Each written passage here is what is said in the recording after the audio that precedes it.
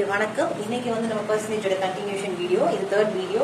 So இன்னைக்கு வீடியோவில் mostly எல்லா ப்ராப்ளமும் கவர் ஆகிடும். ஸோ அது போக வந்து டேட்டா இன்டர்பிரேஷனில் எப்படி கேட்கலாங்கிறத வந்து நம்ம அந்த வீடியோவில் பார்க்கலாம். ஸோ பர்சன்டேஜில் வந்து கொஞ்சம் வந்து டேட்டா இன்டர்பிரேஷனில் கேட்கலாம். டேட்டா இன்டர்பிரேஷனில் வந்துட்டு உங்களுக்கு ரெண்டுதோட டிஃப்ரென்ஸ் பர்சன்டேஜ் என்ன அந்த மாதிரிலாம் வந்து கொஷின்ஸ் கேட்கலாம். ஸோ இந்த இதில் நீங்கள் கொஞ்சம் ஸ்ட்ராங்காக இருந்துட்டீங்கன்னா அங்கே அட்டன் பண்ணுறது வந்து ஈஸியாக இருக்கும். ஸோ டேட்டா இன்டர்பிரேஷனில் 5 கொஷின்ஸ் வருங்கிறப்ப நம்ம வந்து 5 ஈஸியாக அட்டன் பண்ணிடலாம். ஸோ இதை நல்லா வந்து தெரிஞ்சு வச்சுக்கோங்க. ஸோ இன்னைக்கு ப்ராப்ளம் பாருங்க. டிஃபரன்ஸ் ஆஃப் 2 நம்பர் வந்து x and y is 100 கொடுத்துருக்காங்க. இன்னொன்று என்ன கொடுத்துருக்காங்க, x வந்து கிரேட்டர் தான் y கொடுத்துருக்காங்க.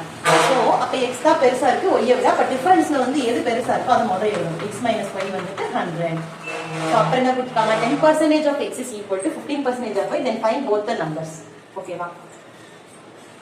ஸோ அப்போ 10% of x வந்து எனக்கு 15% of y க்கு equal. So 10% is 10/100 of equal to 15/100 of na multiplication y. Okay va? So அப்ப இதுல நம்ம கேன்சல் பண்ணா 1/10x equal to இங்க கேன்சல் பண்ணீங்கன்னா 320. So 3/20 y. So இதுல இருந்து நீங்க 10 and 20 கேன்சல் பண்ணீங்கன்னா 1 times இங்க 2 times. அப்போ x equal to 3/2 y ன்னு இருக்கும். So 2x is equal to 3/2. So அப்போ இதை அப்படியே வச்சுக்கோங்க. இதுல இருந்து நம்ம எக்ஸோட வேல்யூ கால்குலேட் பண்ணலாமா? அப்போ வந்து 2 அந்த சைடு போயிடுச்சுன்னா 3/2 y. ஸோ எக்ஸோட வேல்யூ வந்து உங்களுக்கு 1.5 y. ஆனா எனக்கு வேல்யூவா கிடைக்கல, இப்போதைக்கு ஒய்யோட ஒரு காம்பினேஷனா கிடைச்சிருக்கு. இதை நம்ம இந்த ஈக்குவேஷன்ல சப்ஸ்டிட் பண்ணலாமா? அப்ப x minus y வந்து 100 கொடுத்துருக்காங்க. எக்ஸோட value 1.5x minus 1.5 y. So y minus y is equal to 100. So இதுல இருந்தே நீங்க சப்ராக்ட் பண்ணீங்கன்னா 0.5 y-ஆ.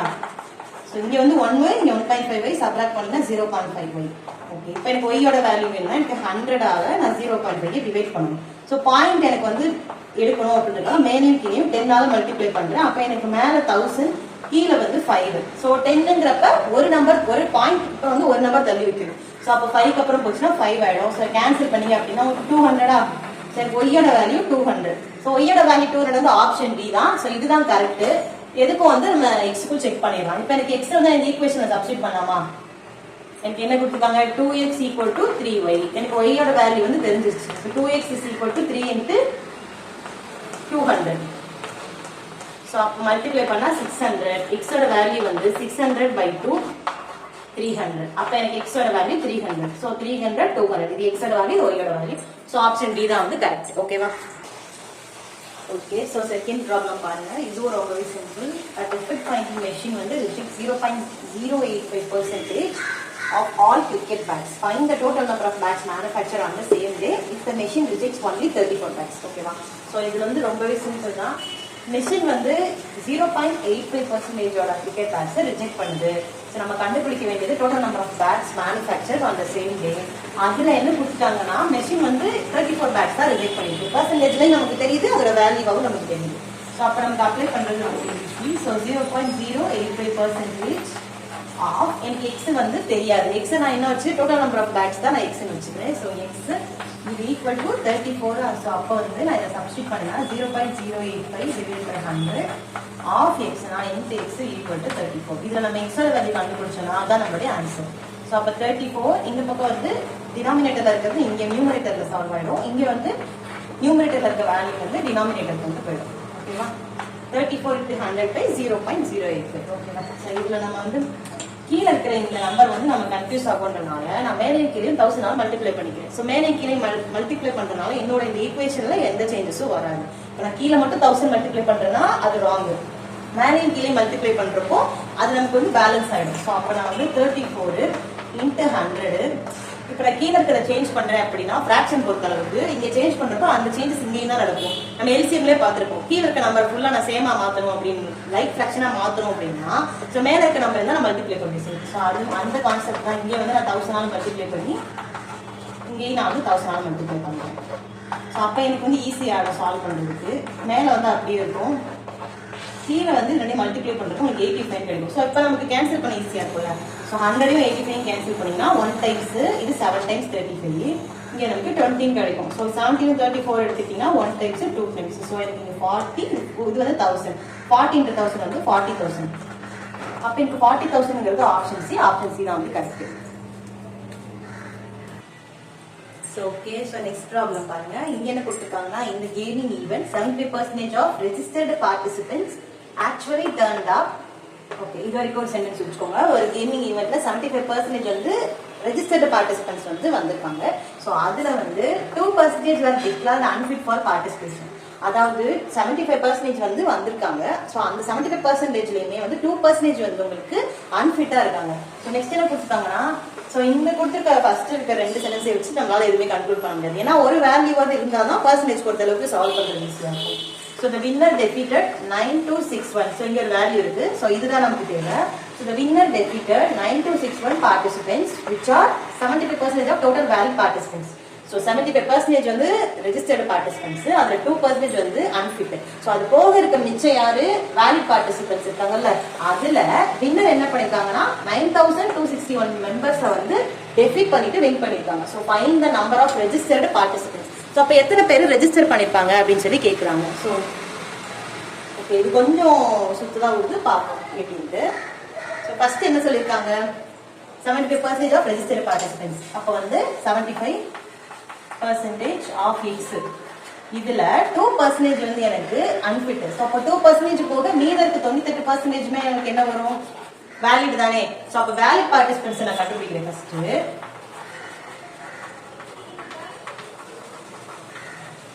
சோ வேலிட் பார்ட்டிசிபென்ட்ஸ் கண்டுபிடிக்கிறதுக்கு அந்த 2% தவிர இருக்க மீது எல்லாருமே வேலிட் பார்ட்டிசிபென்ட்ஸா தான் இருப்பாங்க. சோ அப்ப 98% ஆஃப் இந்த 75% ஆஃப் X தானே நமக்கு வேலிட் பார்ட்டிசிபென்ட்டா இருப்பாங்க.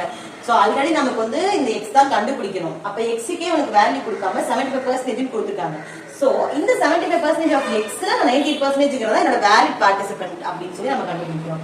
சோ நமக்கு இதை வச்சு இந்த நம்பரை டிக்ளேர் பண்ண முடியுமா? இல்ல. என்ன சொல்லிருக்காங்க, winner defeated 9261 participants which are 75% of the valid participants. இந்த வேலிட் பார்ட்டிசிபென்ட்ஸ்க்கே வந்து 75% தான் இந்த 9261 சொல்றாங்க. அப்ப அதை எப்படி எழுதலாம்னா 75% ஆஃப் 98% ஆஃப் அகைன் ஒரு 75% ஆஃப் X தான் வந்து நமக்கு 9261. ஸோ இது வந்து 75% ரெஜிஸ்டர்ட் பார்ட்டிசிபென்ட்ஸ், அதுல 98%ங்கிறது வேலிட் பார்ட்டிசிபென்ட்ஸ், அதுல 75%ங்கிறது அந்த வின்னர் வந்து டெஃபீட் பண்ண அந்த டோட்டல் வேலிட் பார்ட்டிசிபென்ட்ஸ்ல இருந்து அந்த வின்னர் டெஃபீட் பண்ண அந்த 75% வந்து 9261. அப்படிதானே கொடுத்துருக்காங்க. The winner defeated 9261 participants which are 75% of the total valid participants.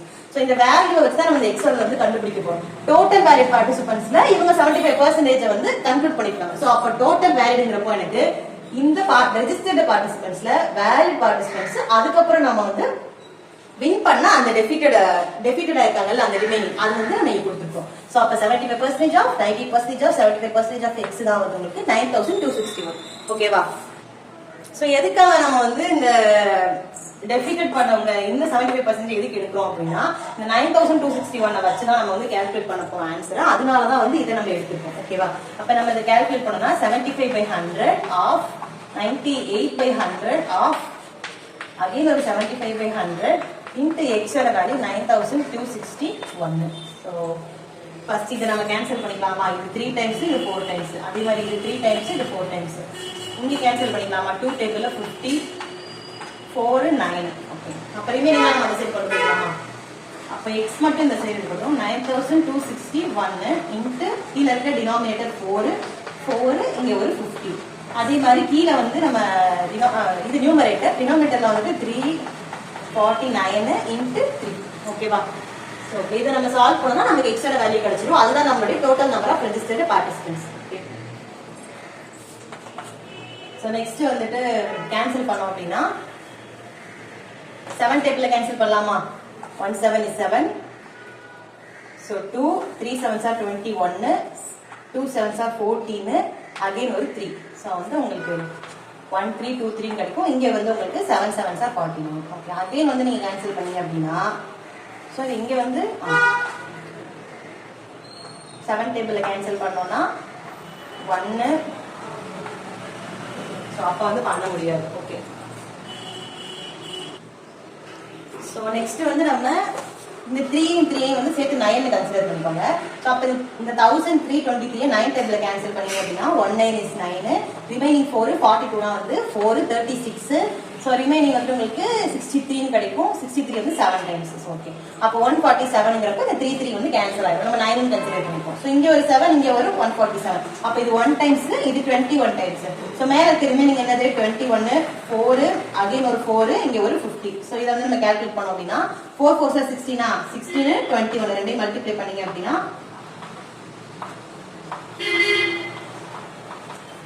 Okay.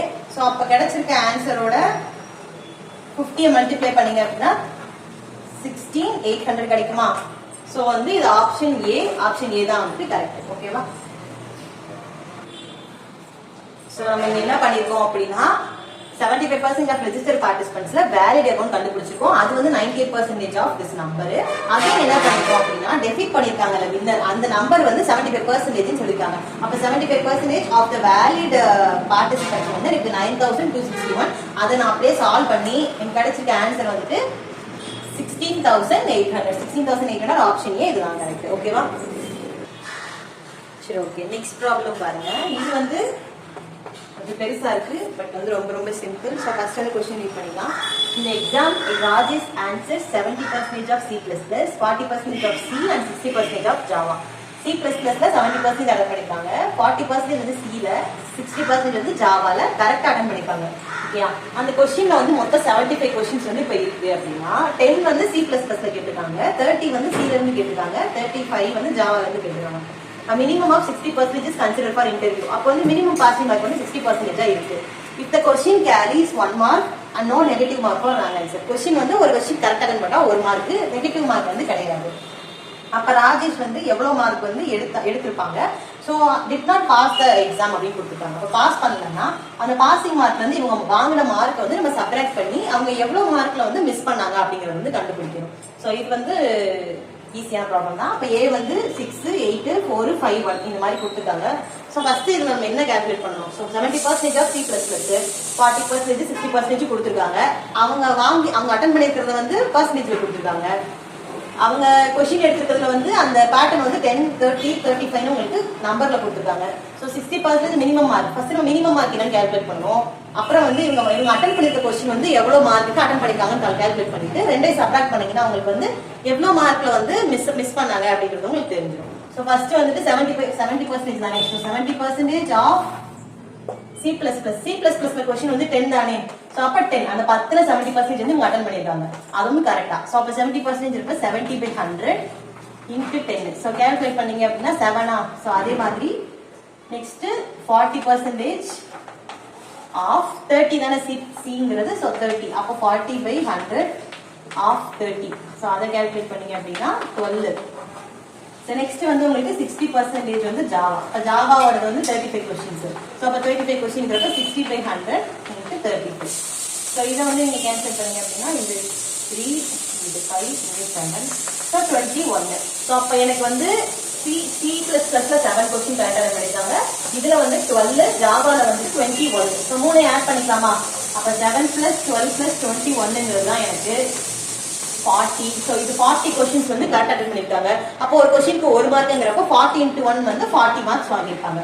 இது வந்து அவங்க செக்யூர் பண்ண கொஸ்டின்ஸ்க்கான மார்க். ஓகேவா? இப்போ அப்போ passing mark, minimum passing mark 60%. அப்போ 60% ஆஃப் அந்த டோட்டல் என்ன சொல்லியிருக்காங்க நமக்கு கொடுத்துருக்காங்களா? கொஸ்டின்ல 75 கொடுத்துருக்காங்க. ஓகேவா? ஸோ அப்போ வந்து கொஸ்டினுக்கு வந்து 75 கொஸ்டின்ஸ் இருக்கு அப்படின்னு கொடுத்துருக்காங்களா? அப்போ 60% ஆஃப் 75 வந்து என்ன கால்குலேட் பண்ணீங்கன்னா அதுதான் உங்களுக்கு வந்து மினிமம் பாசிங் மார்க். அப்போ 60/100 இன்ட்டு 75. ஸோ சால்வ் பண்ணீங்கன்னா 3, இது 4. ஸோ இங்க வந்துட்டு 15. 3 × 15 வந்து உங்களுக்கு 45. அப்போ 45 மார்க்ஸ்ங்கிறது தான் minimum passing mark for interview. இவங்க வாங்கிக்கிறது 40. ஸோ அப்போ எனக்கு வந்து 45ல இருந்து 40 டிஃபரன்ஸ் வந்து 5. ஸோ இந்த 5 மார்க்ல தான் வந்திருக்கு, அவங்களுக்கு இன்டர்வியூ மிஸ் ஆயிருக்கு. ஸோ ஆப்ஷன் டி வந்து 5 கரெக்ட். ஓகேவா? ஸோ இது தவிர்த்து வேற ஏதாவது டவுட்ஸ் எதுவும் இருந்துச்சுன்னா கமெண்ட் செக்ஷன்ல கேளுங்க. தேங்க்யூ.